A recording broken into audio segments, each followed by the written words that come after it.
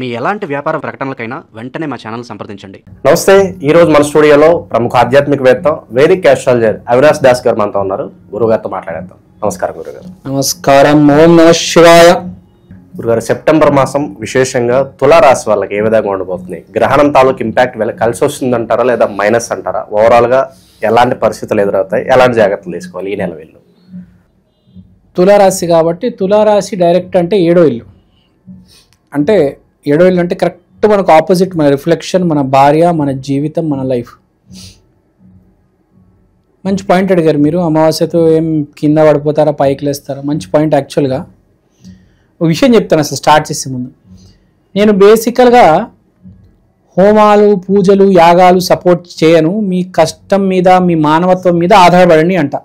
కానీ శాంతులు, పరిహారాలు ఎప్పుడు చేయాలంటే పెద్ద తప్పు చేశారనుకోండి, ఒక గ్రహం అస్తమించింది, ఒక గ్రహం చాలా దీనమైన స్థితిలో ఉంది మీ జాతకంలో, అప్పుడు నేను అడ్వైస్ చేస్తా, శాంతి చేయించుకోవాలి గ్రహానికి, ఈ గ్రహానికి పరిహారం చేయించుకోవాలని అప్పుడు చెప్తా. ఎప్పుడు కంప్లీట్గా ఇంకా అసలు అయిపోయింది, ఇంకా ఆ గ్రహం పని అయిపోయింది, దానివల్ల చాలా డ్యామేజ్ జరుగుతుంది, అప్పుడు చేయించుకోవాలి శాంతి. ఊరికే కాదు, ఇప్పుడు మీకు సీరియస్గా ఏదైనా ప్రాబ్లం వచ్చింది అనుకోండి, రోడ్డు మీద నడుచుకుంటూ వెళ్తున్నారు, ఒక మంచి రాడ్ మీ బాడీ లోపల నుంచి వెళ్ళిపోతే ఏం చేయాలి? ఫస్ట్ హాస్పిటల్కి పరిగెత్తాలా? శాంతి పరిహారం కూడా అదే. ఎమర్జెన్సీ వస్తేనే చేయించుకోవాలి. చిన్న సూది తగిలింది, ఒక చుక్క రక్తం కూడా రాలేదు, దానికి హాస్పిటల్కి వెళ్తారు ఎవరైనా? ఎవరు వెళ్తారా? వెళ్ళి అపోలోలో జాయిన్ అయ్యి ఒక 2 కోట్లు 3 కోట్లు ఇస్తారా? చిన్న గుచ్చుకుందండి సూది, బిల్లు ఎంతైనా పర్లేదు ఎవరైనా అంటారా? కత్తి దిగిపోయింది లోపలికి అంట, అప్పుడు పోతాడు అపోలోకు, యశోదాకు కదా, నిమ్స్కో. శాంతి పరిహారం కూడా అదే. సో బేసిక్గా మీరు అడిగే క్వశ్చన్ మీరు ఎంత డెప్త్లో అడిగారంటే దానికి ఒక ఆన్సర్, ఒక రకమైన ఆన్సర్ చెప్పా. ఏంటి వీళ్ళ జీవితం కిందకి వెళ్ళిపోతుందా, పైకి వచ్చేస్తుందా అంటే మరీ అంత కిందకి వెళ్ళిపోదు, మరీ అంత పైకి వచ్చేది. బేసిక్గా జనరల్గా చెప్పుకుంటే మీరు కొంచెం సీరియస్గా కాబట్టి సీరియస్ ఆన్సర్ చెప్పా. అది లైఫ్ టర్నింగ్, ఇంకా భార్య వదిలేసి పారిపోయింది వేరే వాడితో, కడుపులో కత్తి దిగిపోయింది, అది ఇంకా సిచ్యువేషన్ వేరులే. అది ఇంకా అప్పుడు అది స్టోరీనే వేరు. ఇంకా అది అప్పుడైతే నిజంగా శాంతి హోమం జరిపించాలి, పరిహారాలు చేసుకోవాలి. ఇప్పుడు మనం నార్మల్గా తులారాశి గ్రహస్థితులు చూద్దాం.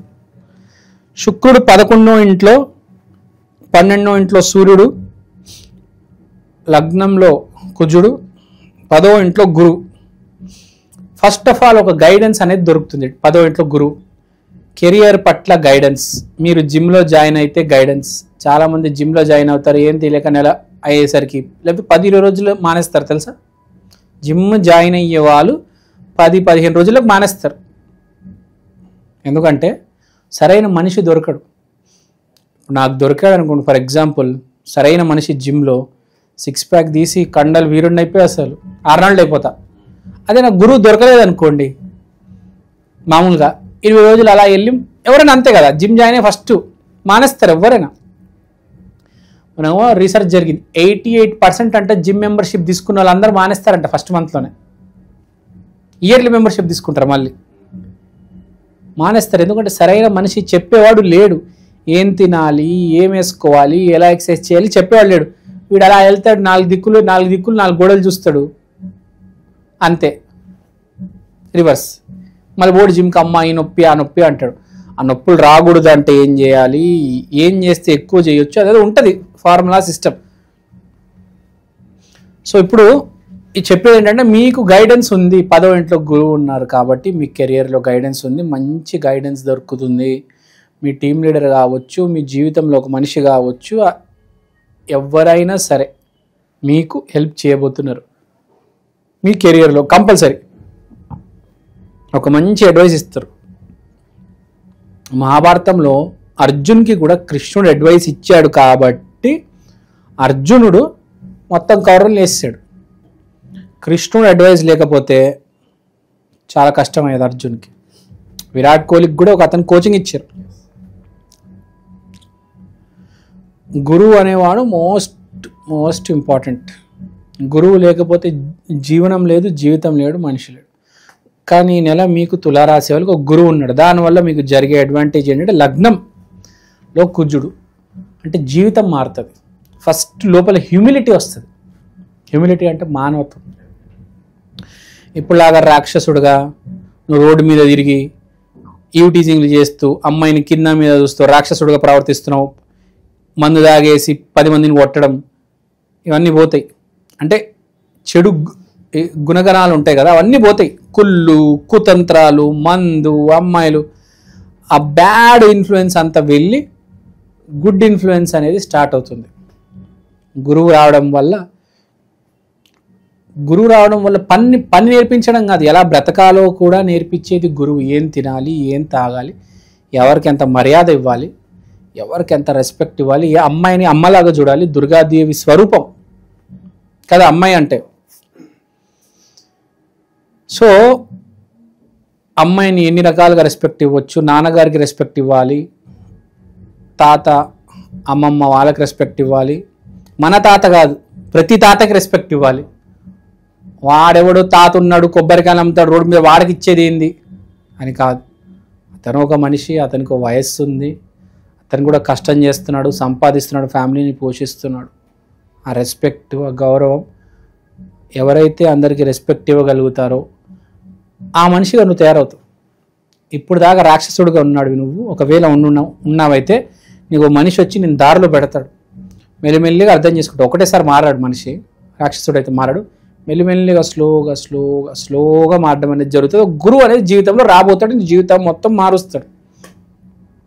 గురువు అంటే సర్వ జగద్గురు కృష్ణుడు. కృష్ణుడు ఆరాధన చేయి, కుదిరితే ఇస్కాన్ టెంపుల్కి వెళ్ళు.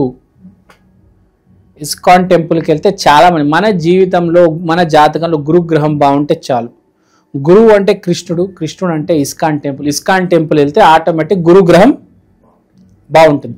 గురువు బాగుంటే జీవితం సెటిల్, హ్యాపీగా లైఫ్ లీడ్ చేసుకోవచ్చు, ఏ గొడవ ఉండదు.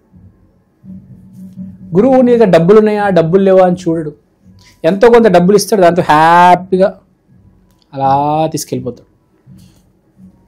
నీకు నెలకు 1,00,000 ఇచ్చినా, 10,000 ఇచ్చినా, 1,00,00,000 రూపాయలు ఇచ్చినా నేను హ్యాపీగా ఉంచుతాడు. ఇన్ని డబ్బులు అని కూడా నీకు ఎంత నీ స్థాయికి ఎంత అవసరమో అంతే ఇస్తాడు. నీ అర్హతకి ఎంత ఉందో అంతే. మెయిన్ కష్టాలు రాకుండా చూసేది గురువు. డబ్బులు బాగా ఇచ్చేది రాహు, శుక్రుడు, కానీ వాటితో పాటు కష్టాలు వస్తాయి. మీకు అర్థమైందా డిఫరెన్స్? అందుకని అన్ని గ్రహాలు బాగుండాలి, మెయిన్ గురు గ్రహం బాగుంటే చాలు. శుభకార్యాల పరిస్థితి గురుగారు ఈ రాశి? శుభకార్యాలు చాలా బాగుంటాయి. శుభకార్యం ఏదైనా శుభం అంటే మంచి అంటే గురువు మంచి పరిస్థితిలో ఉన్నాడు కాబట్టి అన్ని మంచి శుభకార్యాలు జరుగుతాయి. ఎస్పెషల్గా ఆఫీస్లో జరిగే శుభకార్యాల్లో పాల్గొంటారు. ఇప్పుడు సాఫ్ట్వేర్ కంపెనీలో వినాయకుడు పెడతాడు, అలా వాళ్ళు ఉంటాయి వాళ్ళ సెలబ్రేషన్స్. అలాంటి ఫెస్టివల్స్లో అలాంటి సెలబ్రేషన్స్లో మీరు ఇన్వాల్వ్ అవుతారన్నమాట. మీ ఇంట్లో పెట్టే వినాయకుడు కంటే బయట మీ గల్లీలో, మీ ఏరియాలో, మీ ఆఫీస్లో పెట్టే వినాయకుడి దగ్గర సెలబ్రేషన్స్ ఎక్కువ మీరు సెలబ్రేట్ చేస్తారు. తర్వాత ఐసైట్ జర జాగ్రత్త, ఐసైట్ కొంచెం వీక్ అయ్యే ఛాన్స్ ఉంది. ఐసైట్ కొంచెం జాగ్రత్త. కొంచెం మీకు చూపుతో ఏమైనా సమస్య వస్తే కంటి డాక్టర్ చూపించండి, చిన్న సమస్య రావచ్చు. మన వినాయకుడిలో ఈ లైట్లు పెడతారు, ఐస్ కొంచెం కొడతాయి, కొంచెం జాగ్రత్త. కంటే కుదిరి స్పెక్ట్స్ వేసుకుని తిరగండి. ఎవరికైనా ఎక్కువ అవుతాయి, మ్యాక్సిమం ఏం లేదు, 0.001%.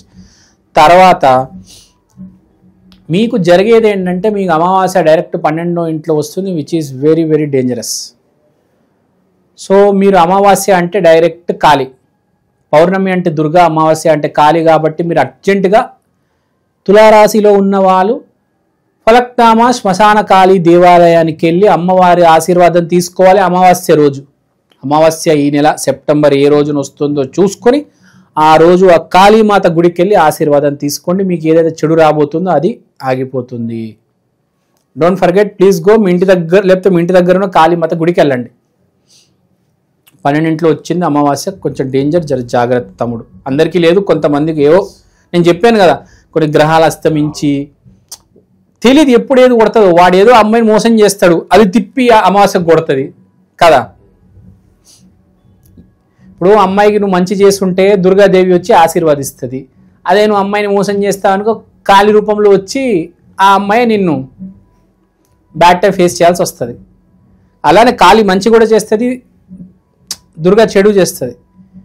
ఇప్పుడు వీళ్ళు మంచి చేస్తారు, వీళ్ళు చెడు చేస్తారు అని నేను వాళ్ళ మీద నిందలేయట్లేదు, నువ్వే దానికి కారణం. అవి రిజల్ట్స్ అంతే. నువ్వు మంచి చేస్తే మంచి, వీళ్ళు ఎప్పుడైనా మంచి వాళ్ళే, దేవుళ్ళు దైవం. వాళ్ళు త్రూ గ్రహాలు, ఈ అమావాస్య సూర్యచంద్రుడు కలయిక వల్ల అమావాస్య, దానివల్ల నీకు చెడు జరుగుతుంది. అది 12వ ఇంట్లో లాస్ట్ స్థానంలో ఉంది కాబట్టి చెడు జరిగే ఛాన్స్ ఉంది కాబట్టి జర జాగ్రత్త తమ్ముడు. కాళీ మాత గుడికి వెళ్ళిరా, చాలా మంచిది. తర్వాత శుక్రుడు 11వ ఇంట్లో ఉన్నాడు. లగ్జరీ వల్ల ప్రాఫిట్, ఈ పర్ఫ్యూమ్ వల్ల, ఈ పర్ఫ్యూమ్ బిజినెస్ చేసేవాళ్ళు, బట్టల వ్యాపారాలు చేసేవాళ్ళు, వీళ్ళు కొంచెం మంచి సమయము బాగా కలిసి వస్తుంది. తర్వాత లగ్నంలో మనకు కుజుడు very actually enthusiasm and very మంచి సమయం, చాలా హుషారుగా ఉంటారు. మనం చెప్పినట్టు గురువు మళ్ళీ మనకు 10వ స్థానంలో ఉన్నాడు, కెరియర్లో బాగుంటుంది. సో ఇప్పుడు చెప్పేది ఏంటంటే మీకు అన్నీ సపోర్ట్గా ఉన్నాయి, మీకు అంతా ప్లస్గా ఉంది. ఆ అమావాస్య ఒకటే వదిలేస్తే అది కూడా ఏవో ఏదో పెద్ద చెడు చేస్తుంటే జరుగుతుంది అని ఏం లేదు, అక్కడ అంతా బాగుంది. ఈ తులారాశి వాళ్ళు మెయిన్గా ఏంటంటే తులభారం అంటే ఏంటి? బ్యాలెన్స్. సో మీ జీవితాన్ని మీరు బ్యాలెన్స్ చేసుకోవాలి. సో ఇప్పుడు ఈ గణేష్ ఉత్సవాలు, తర్వాత అమావాస్య, తర్వాత నవరాత్రులు, మీరు కొంచెం మీ జీవితాన్ని బ్యాలెన్స్ చేసుకొని నడవండి. ర్యాంపెంట్ సడన్ డిసిషన్స్ తీసుకోవద్దు.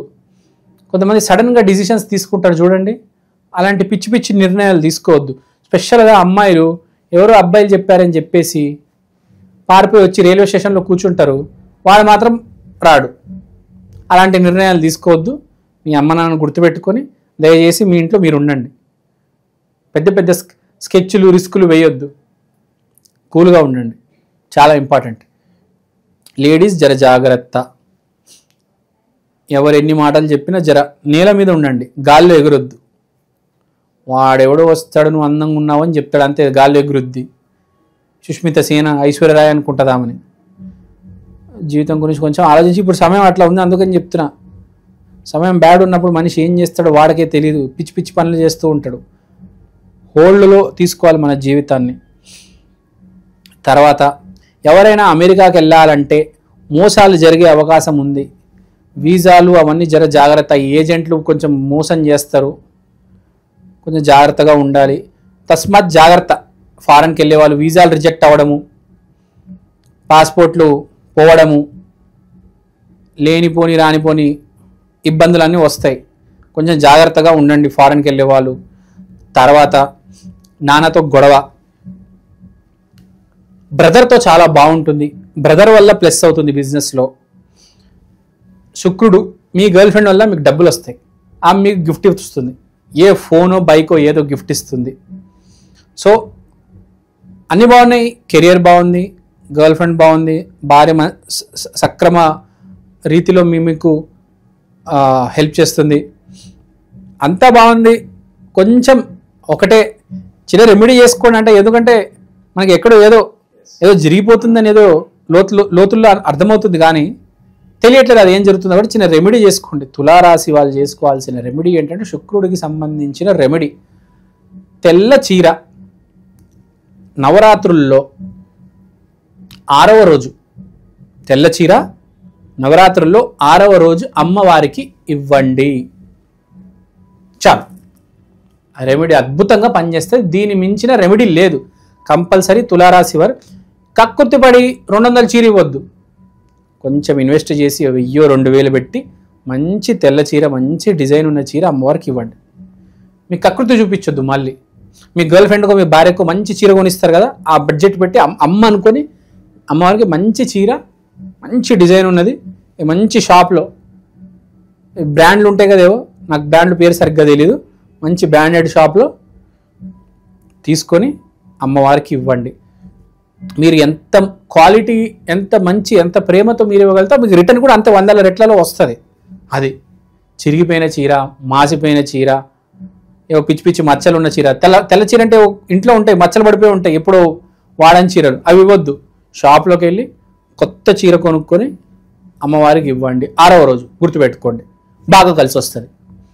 కొన్నిసార్లు మనం రెమెడీలు చేయాలి. నేను చెప్పాను కదా, సీరియస్ ప్రాబ్లమ్స్ ఉన్నప్పుడు, లేకపోతే అస్సలు ఏది కలిసి రావట్లేదు, ఒక షాప్ పెట్టానండి 3 నెలలు ఒక్క గిరాకీ రాలేదు, మూసేశాను. మళ్ళీ రెండో చోట ఇంకో షాప్ పెట్టానండి, కిరాణా షాపు, అది కూడా నడవట్లేదండి. ఏం చేయాలంటే అలాంటప్పుడు చిన్న చిన్న రెమెడీస్ కొన్ని చేసుకోవాలి. కొంచెం హెల్ప్ అవుతుంది జీవితంలో. కొంచెంగా మెల్లిమెల్లిగా నెట్టుకుంటూ వస్తారనమాట. కొంచెం టైం బాగాలేనప్పుడు, అసలు ఏది కలిసి రావట్లేదు, లేకపోతే సడన్గా ఒక పెద్ద కష్టం అనేది తల మీద వచ్చినప్పుడు ఈ రెమెడీలు శాంతులు కొన్ని చేయాలి. లేకపోతే డైరెక్ట్ శుక్రగ్రహానికి శాంతి చేసేయండి మీకు గనక ఏది కలిసి రాకపోతే, స్పెషల్గా తులారాశి వారు. అది మిగతా అంతా బాగానే ఉంది. దేవుడి all is well, no need to worry. చాలా బాగా వివరించారు. ధన్యవాదాలు గురుగారు. ధన్యవాదాలు.